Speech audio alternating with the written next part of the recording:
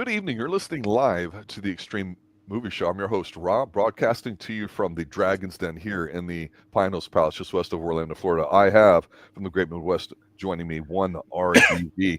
We're going back to 1982, a film that I will initially describe as one that I believe I've seen before a long time ago. One fight stood out here. And it's the, if you bear with me a moment, RDV, let me see how to describe this best.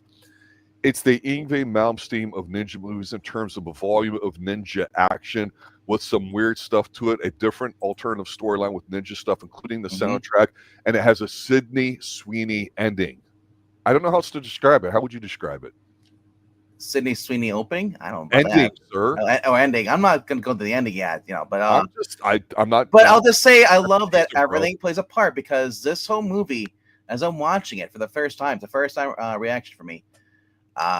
We had an awesome print we found on YouTube, and here's the guy has it only on English, and he also has dub and English sub. I watched the English dub version. Oh my gosh, the language in this, the comedy in this felt like a freaking Jackie Chan movie. And yes. I know everybody was trying to break away from the whole Bruce Lee. This is 1982, and Jackie Chan was doing kind of like a ballet comedy. This felt like Drunken Master a little bit. Yeah. Or a Laughing Hyena. You got a guy who basically thinks he's the best, and his uncles are like, you're not the best. You're only the best when you're able to do a fight yourself, pretty much, And so he's like a kung fu warrior. He's training under his uncle, who is like, we learn like he's an ex-ninja from Japan stuff, Mm-hmm. In the quiet life and solitude. Right? He lives in a house on the river with the water wheel for power and stuff, and like that's really cool. That is significant, though. I was like, I hope there's never like a freaking raging river, like as far as because otherwise you're gone, buddy. Right. Details. Overall, like I said, this is Conan Lee. Is a martial artist I've never even heard of before. He's a Hong Kong film actor. He's still around today, 66. He's done a couple of movies after this, but honestly, from what I'm looking at his IMDb, he did Tiger and the Beat in '88. Then he did Tiger and the Beat 2 in 1990. Then he did Prince of the Sun with Cynthia Rothrock, and did King of the Sea, Aces Go, Aces Go Play 5, and Tarek got a hit. He's been working and doing movies since the '80s stuff. And this is his even the '70s, he was on there too.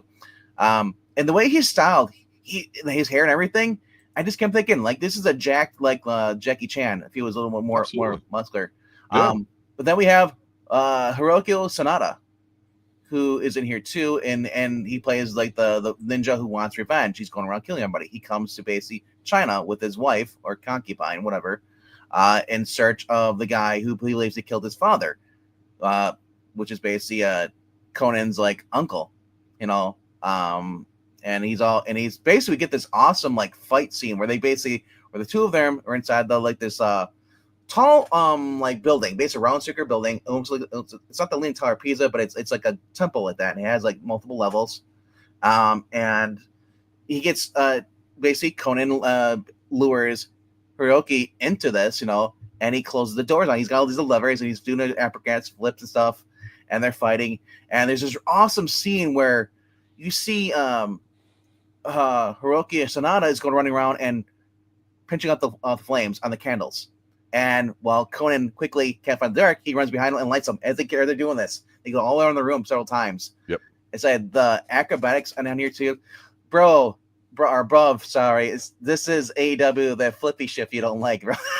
This is sports entertainment. 5-star match. But I love it, dude, all the way through. He's even got a buddy here. He adds more of the comedy. He's the temple thing. His buddy, he's Conan Lee's buddy. He's the one that's always looking at the dirty magazine and stuff, and stuff. He's like, I hate comedy reliefs in these damn movies, but I love it. But it factored into the ending. It factored into the ending too, and it wasn't like a big distraction from the whole movie because you got a lot of fight scenes in this movie. You got a lot of ninjas, even in the very beginning. When the ninjas are training and then they're running around and jumping off of that's cliffs. A whole group of ninja training. Yeah, and they're showing you everything as this. Let me tell you about the music. It's not quite synthwave. It's kind of like leftovers funk from the '70s with some stuff from the Asian guitar. It's weird. And because of that, it stands Mhm. out. I'm Yeah. not saying good. I'm not saying bad. I'm just saying it stands out. No. And like usually we think of ninjas working at day or not running around during the daytime. They're usually at nighttime, because they're stealth stuff.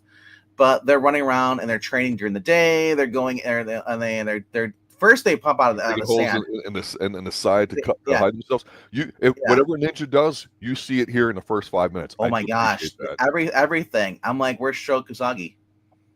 I know, right? Pretty much. They have the little grappling hooks, everything. It was great. I want to give a shout out to Shogun Supreme, aka at Times Square, Kung Fu, for bringing this movie to my attention. That person's he's been on there for a while. He's in since 2009, but he's where I find a lot of my like rare martial arts stuff. Like Lady Snowblood came from him. I love when you can find like a niche, like a corner or on social media where somebody has like a list of movies and they give you previews. And honestly, I gotta give a shout out to him because there's a lot of I've never heard of. And when I find out in there, he's like, oh my gosh, like that's literally he posted the scene from the German DVD Blu-ray. Yep. Which sadly I learned that if you're watching this, the German Blu-ray cut from 2009, whatever, pretty much had to be edited, so they had to basically get rid of the gore because there is a beheading in the beginning of this movie. The version I saw has the beheading. It's not violent, but it's just one of those. It was one of those fake head beheadings. Yeah, and stuff. It was, and there's a lot of stuff. There's even when a girl gets stabbed supposedly, but it's not. So there's a lot of gore in there. So a guy gets his leg chopped off towards the end of the movie. Overall, it was a very entertaining movie from the beginning all the way to the end. I had no complaints with it. I thought that Conan Lee looked really good in this, and then Hiroyuki Sanada as the Chinese guy ninja, them fighting against each other, then working together at the end because they realized that both their Conan Lee's uncle was a friend to Hiroyuki Sanada's father, who died honorably. So once they realized that he didn't kill his father, he was like, I'm not gonna kill you. But then like the uncle ends up taking the poison, and then he can't stand the pain, so he asks his Hiroki to like, hey, kill me with your sword. He's like, what? I'm not gonna kill you. He's like, kill me. He's like, so he kills him. Conan sees this. They have another epic battle, like a fight towards the end here, and they're fighting, and then the point where they almost both fall and like almost die falling off the railing because they're on the ropes they used earlier when they jumped off, and they climb there, pull themselves up, and then here comes the guy from the bar scene, the little dweeb from the bar scene. He was doing a charlatan act, and he's he basically knows God Kung Fu, but he didn't really. He was like, and he gets his ass kicked by Conan. Now he's back with his father, and now they're gonna do like this epic battle fight. And they got these warriors who are being possessed by like evil dark magic. So they have it's like I love this because it brings back the comedy into this because we get basically Conan's like our weapons don't have no effect on him. But then like they use the Chinese sword, like I guess Chinese weapons work against them.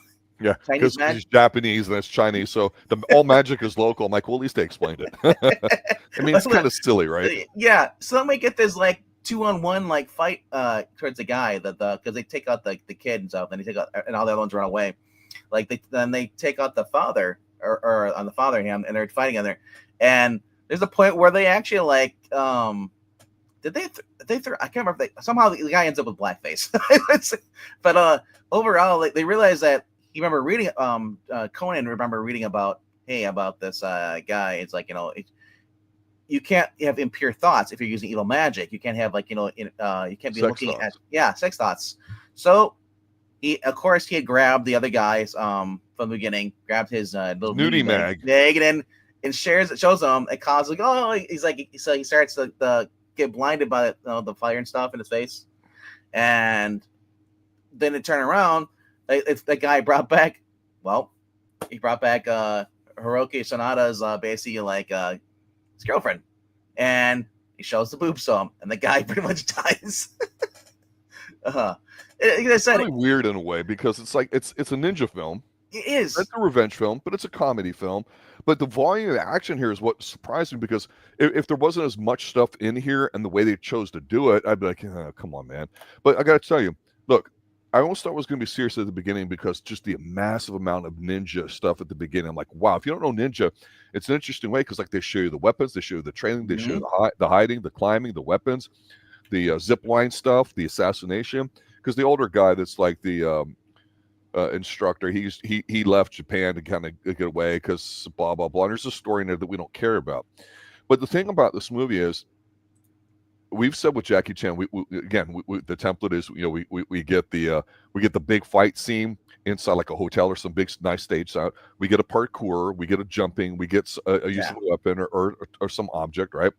This one, I'm getting serious when I say this. There's a part that goes, I wish somebody would make a martial arts movie without gun bullshit and take some of these ideas and redo them, because I think the ideas, even as they presented, they weren't bad. But the two things that really stuck out to me was, really three.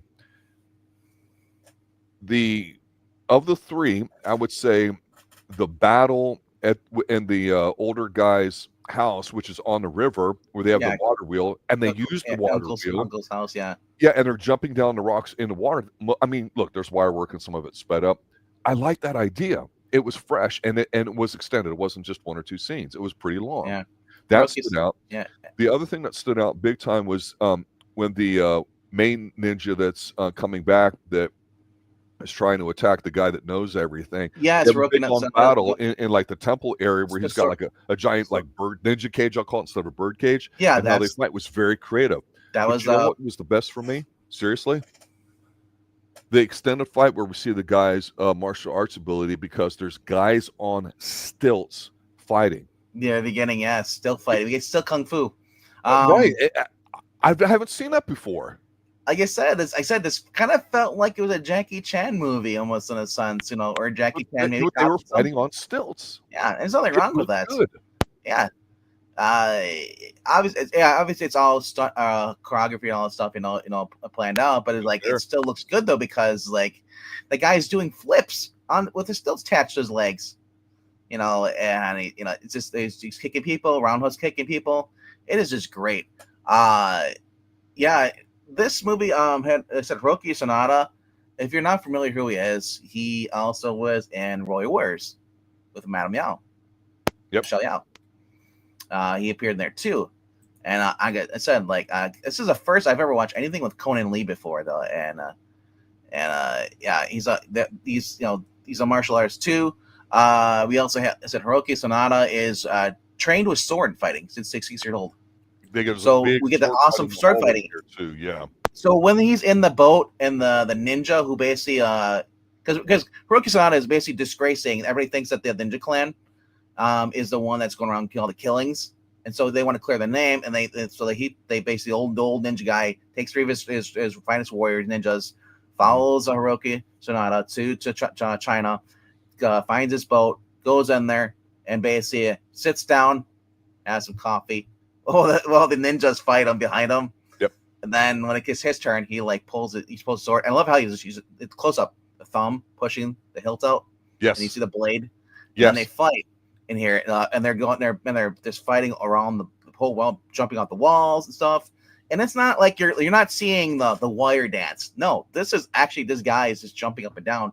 We even see whenever we have Hiroyuki Sanada, he's jumping up onto the rafters like this. Now that might have some wire work with that a little bit, but Conan Lee does not use any wires in this movie whatsoever.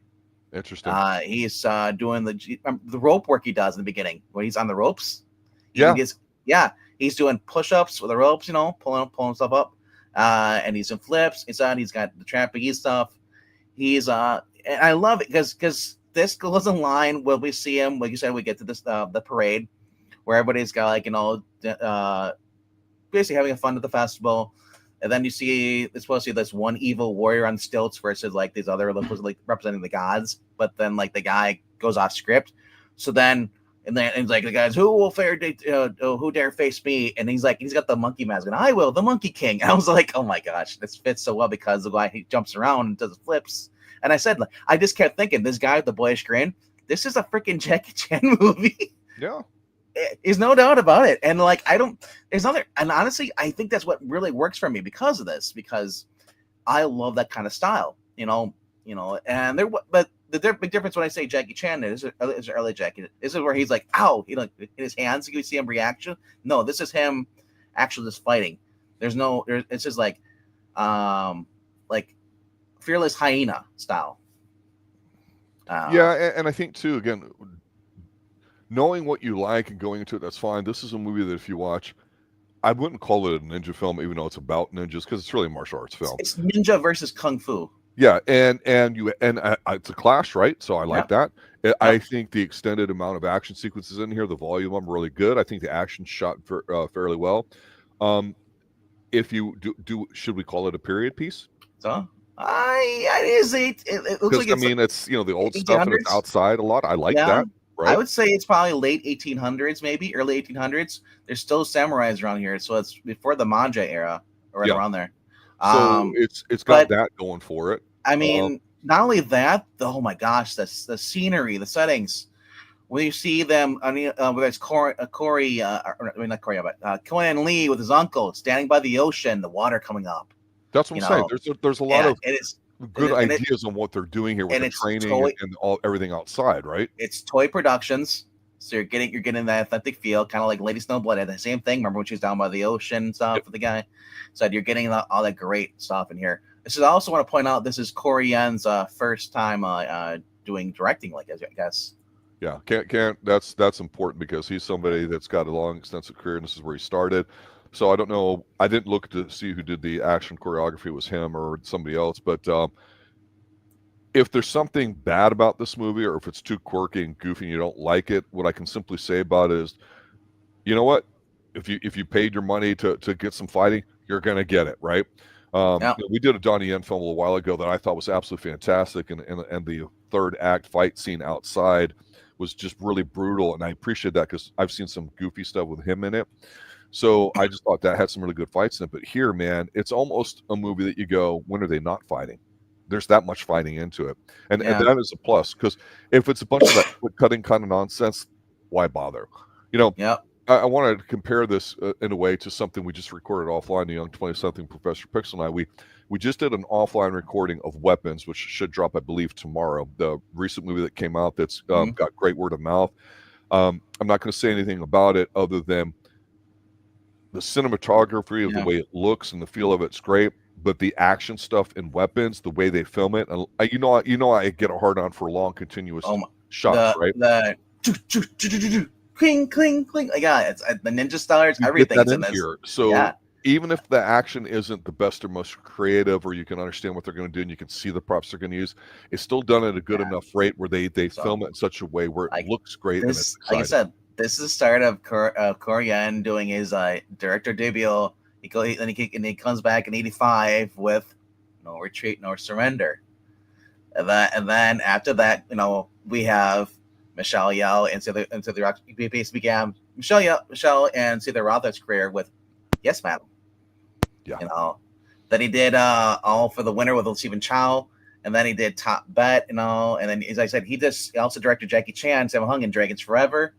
So and then we got Lions. We got friendship with Jet Li, and then he did Jet Li's films. This guy. It's been like an kind of an extra in movies before this in acting, and now he was in Secret Rivals, and then he was Invincible Armor, Dance of the Drunk Mantis in 1979. But then he decided to go into doing directing, and honestly, without him, I would not have had Jean-Claude Van Damme blowing up in America like he did. Because I said that No Retreat, No Surrender, Jean-Claude looked great in that. He was, you could say Black Eagle with Shokasagi, but I mean, I think every one of those films is essential to what really launched him into basically being stardom in America.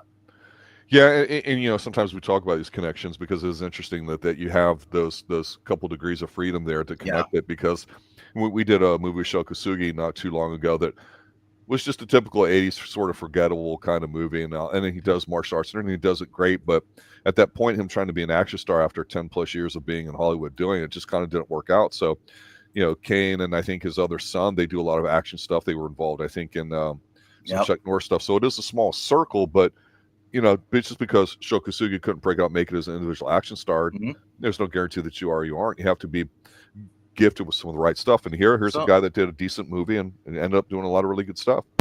I'm looking at Conan Lee's stuff. Apparently, he was in Pacific Rim, Big Trouble in Little China.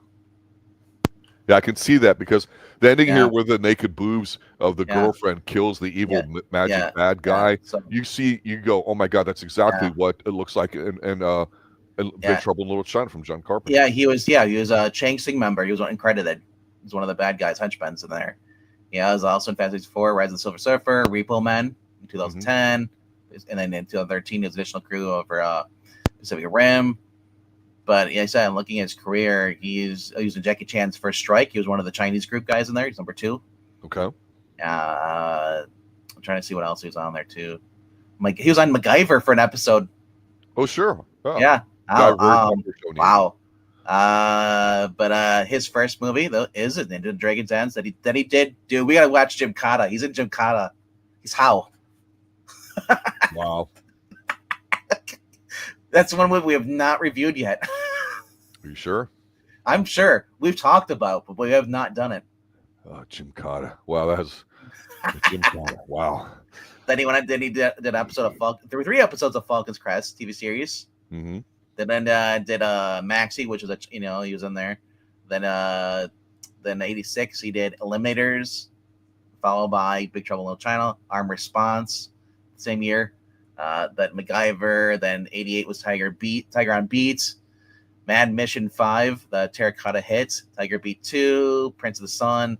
Like I said, some of these are kind of 5.0 movies, but you know what though? It doesn't make a difference to me. If it has good martial arts fighting, I don't care. I don't really care about the story. If you could have a great story with shitty fighting, I don't want. Yeah, and I don't want CG. It's like none of this. This is all props. That's what I like about this. This is them actually running around and actually putting out the fight themselves, pinching it and lighting it.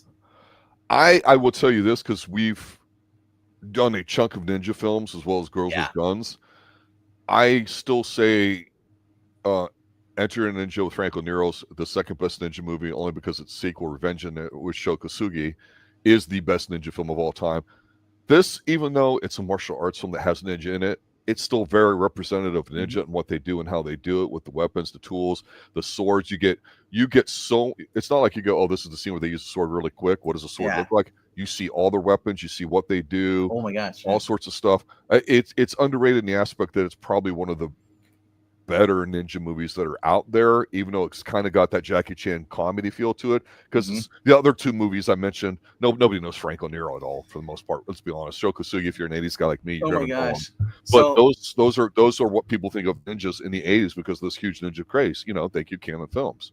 Sanada has been a huge. If you've never heard of Hiroyuki Sanada, you probably have. It's just that you didn't recognize his name. You didn't recognize him. He's been in Speed Racer in 2008. He was in The Wolverine. He was in the 47 Ronin. He did a stint in Minions. He did Life, the movie Life, Avengers Endgame. Army of the Dead. He was in Mortal Kombat 2021. He played Scorpion. He's in Bullet Train. John Wick Chapter 4. Lost. He's on. It was on there for a while. Then he was on Westworld. He also had awards for his role in FX historical drama series Shogun as Yoshi Toranaga. He guy's been in a lot of stuff. He was a protege at 5 years old with Chun-Li Chiba. And he's been doing black belt in Kyokushin karate. Initially gained prominence of his roles in Japanese Hong Kong action films and later established him as a dramatic actor. His best known international audiences for his roles as Ryugi Takayama in The Ring. Or Ring, whatever that came out in 1998. Mm-hmm. Not The Ring. It's just called Ring. And then then he did the television drama called Story of Love. And then he did his role as a fool in a production of Shakespeare and played King Lear. He was doing stage stuff too for a while. And he also did Last Samurai. He was in there too. Okay. And Rush Hour 3. Yeah, So, and the whole Hong Kong thing is its own thing, right? And I but think we can clearly see yeah, that and that's the gold I standard. want to point out though, now that I know that's the same guy, I've seen that guy everywhere. I just never really put two and two together, because when you see him in this film, how young he looks, wow. And he has that hair in a ponytail. He doesn't look anything like he does. Like, obviously aged, aged well, but for in his 60s, but he does not look the same as he does when he's a kid. And like I said, he just stood out in the movie. Um, I wanted a sequel to this. I wanted to see them, the two, taking on like more bad guys, literally, because I thought they had great chemistry, being rivals, but also like being brothers towards the end. Yeah. Yeah, and I'm gonna connect this to something really weird because ninjas was definitely the craze here in the United States in the '80s and Mm-hmm. probably worldwide too. You're But gonna rob it. no, well, here's the thing. We did review as a bit of a joke movie because I always like to say, living on the west side of Central Florida, Orlando, Florida. I Mm-hmm. live in Pine Hills, in the Pine Hills Palace, as I like to say. It's a ghetto now. And there was a film locally that tried to cash in on the ninja craze because we had a local guy here Yeah. named YK Kim that was involved in all that stuff, and he made the Miami Connection movie about the drugs and the mid to late '80s or whatever. And like, there's a fight scene filmed out on the in front of the library in front of the University of Mm-hmm. Central Florida where I went to school, right? So it's Yeah. kind of got a soft spot because a lot of these local places I know of or could spot go, yeah. And so you have ninjas in Central Florida. But ninja things were so big everywhere, people loved them. And we had ninjas on the golf course in Ninja 3. And it's kind of sad that they died out in a way. And I know Scott Adkins has done his ninja movies and stuff, and they're just a little bit different. So there's something to be said about these kind of ninja Yeah. movies, whether they're Hong Kong or American or low budget or whatever. But ninja movies are supposed to be kind of fun. Yeah. You're supposed to get a lot of badassery into them. And this movie, again, not my favorite, not one I remembered, but then when I saw the fighting, the big sword fight that you referenced earlier, we're in the hallway and they're not changing the camera angle They're and they're inside the rotating. boats, but the boat is really huge, apparently.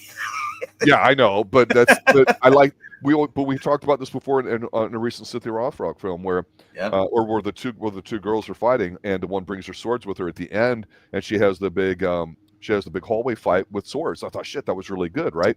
And it was just fantastic. So you start seeing these trends in fights in these types of films. So I go to a film like this that might be a little campy, might be a little goofy, and I go, you know what? Again, fighting on stilts, I would love for somebody to modernize that, right? Like much like Tony Jaa, even though he's not a big dude, the acrobatics he pulls off, I appreciate it because it looks a little different, right? Yep. And it's just one of those things where we were so blessed in the 80s to have people that would display a particular style and give it to you differently. And now that doesn't exist. So it makes me a little sad, even though this is a goofy movie. And I want to connect it to the comic books a little bit too, because this is why a lot of people like Robin. Robin came from an acrobatic background, is able to do the high flips like this, kind of like you're seeing with Conan Lee fighting like that. Obviously trained by Bruce Wayne and different other martial arts. So you got not only you got the circus background, but you got now the martial arts stuff too, the trapeze stuff. That's why a lot of people always love the character Nightwing, because he was like the best of both worlds, And it's kind. I really like the fact that that they showcase two different fighting styles, and then you have Hiroyuki Sanada coming into this, and doing a Hong Kong movie. He wasn't really known for doing a lot of that stuff at the time. He was doing some other stuff, and him coming to doing it, changing up his style a little bit. But Hiroyuki Sanada, is this one of those guys? You put him in a movie, I would, and he's just great. I'm not sure if he did anything with Jackie Chan, but it would have been awesome to see, probably. Them to just doing a crossover. I know Korean did a lot of those movies with Jackie Chan, but he also did. Yeah, I said he had. They also had Jean-Claude Van. He had all these other guys, over his career and stuff. Died in 2022. Only like 70, 71 years old, right around there. But yeah, like I said, overall, you look at like some of the movies he's done. He also did Cradle of the Grave. He did the movie War, Expendables. He also did Transporters. He was a fight choreographer on there. For Transporter? Korean was, sorry. Yeah. Korean, yeah. I mean, that's legit. When Transporter came out, that was one of those films that told everybody, hey, you got to go see this. This is interesting, right? He had his three roles, which they didn't dive into. It was good. Yeah, he also was on Romeo Must Die, and on Kiss of the Dragon. He did that. Lethal Weapon 4. He was the action director on that. He said like is this Millionaire's Express, which we know we've covered in here too. Yes. She Shoots Straight, so, which we've covered as well. Yeah, That was more recent. Yeah. Yeah, I really want to go back and do some of the older movies because like you'll see like movies like the 70s or like they're kind of similar to this, like called Dance of the Drunk Mantis, 1979 Hong Kong kung fu comedy film. You know, action stuff. Like I don't care if there's a comedy in there. Like I thought this movie had the perfect balance. There's some comedy in here, but a lot of it was just fighting and action. Oh, you're right. And, if you put a movie on just for background and you wanted to hear those god tier kind of smacking sounds that you heard 50 million times, yeah, it's like I love that. Or the you get it in here for sure. And you hear the like when they kick, you hear the flap of the silk they're wearing or the pants, and you hear it flap, flap, flap, flap, flap. It's like, I love that noise. It's great. You know. Well, we learn in Revenge of the Ninja that only a ninja could kill a ninja. Yeah. But they obviously didn't realize if you're nude and you've got great boobs, you can kill a bad guy. I guess depending. Well, he was a sorcerer, or you know, right. And pretty much a magician called and the counter to that was pretty much showing him boobs. And hey, I don't care if you're if you're a guy's a guy, you're gonna stop and look, and that's usually your downfall. But overall though, I said like this movie was fun. The comedy in here, the language they use in the English dub, calling him a shithead. There's some interesting word choices in here that you would not have today. I would not have noticed. Like it's like I'll just say that, yeah. It's like hey uncle, how do you say piece of shit in Japan? Because the guy pretended like Hiroki pretended he could not speak English whatsoever in the movie, or not English, but Chinese. So the whole entire time they're trying to learn Japanese so they can call him names because they know he's gonna come back. It's like. And then, like when he finds like, oh, so you can speak Chinese, piece of. And like I said, it was just a fun scene. Everything in this movie, from beginning to end, was just well done, well fought, well paced. Nothing sped up, nothing slowed down. It was just like awesome, and I'm glad that we got a chance to review this. Yeah, me too. It's one of those films that I will probably give a second thought, and I'm glad that we did. I'm glad you could find that, but that's kind of what we do here. We take suggestions from audience. Would you say God tier sound effects? Yeah, and people know exactly what we're talking about when they hear it. When you hear it, you it's like smelling bacon in the morning. You have to stop and find it, right? Yeah, exactly. Like you hear it cooking, but then when you smell it, you're like, okay, where's that? Yeah. And when you hear this, you're like, okay, there's martial arts. Where's it going? And you don't care how good or how bad it is. It's martial arts. These are those sounds. Scott Adkins would have done better to kind of have these kind of sounds in his movies, or at least do one with them. Man, like I said, there's so like I love the movie The Expendable. You have all the action figures, action stars in there. I wanted more crossover with a lot of the martial arts people back in the day, like the early '90s would have been fun. Cynthia Rothrock, Jackie Chan, all of them, like just stack it with star power, Any other final thoughts? Final thoughts other than that is that basically, if you've not taken a chance to watch this, search it out. Ninja in the Dragon's Den full movie on YouTube. There's a HD copy on this. You can find. Also, you could probably, if you want to purchase this, go over the Blu-ray.com. I think it is. The prints are out there. Just make sure that you're getting one that's basically an hour in like 93 minutes. 93 minutes, sir. Was it hour 93? Come it was. So hour 93 would be an hour and 33. Or hour 33. Sorry. Yeah, you got it. Hour 33 sounds right. Yeah, because it wasn't that too long of a movie, but it was just like from beginning. I literally, when I watch these movies reviews, I'm like, sometimes I looked at my phone and I was like, dude, I was glued. I was like a little kid watching, 6 years old, just watching TV. Yeah, you could be young and watch this. It's not violent like that. Gosh. You would understand. And that's the thing. I was reading some of the comments on the YouTube channel I found it on, and the people sound like, dude, I watched it when I was 6 years old with my grandfather. This thing's freaking awesome, So yeah, it is suitable for children of all ages. Yeah. Good night now. Later, guys.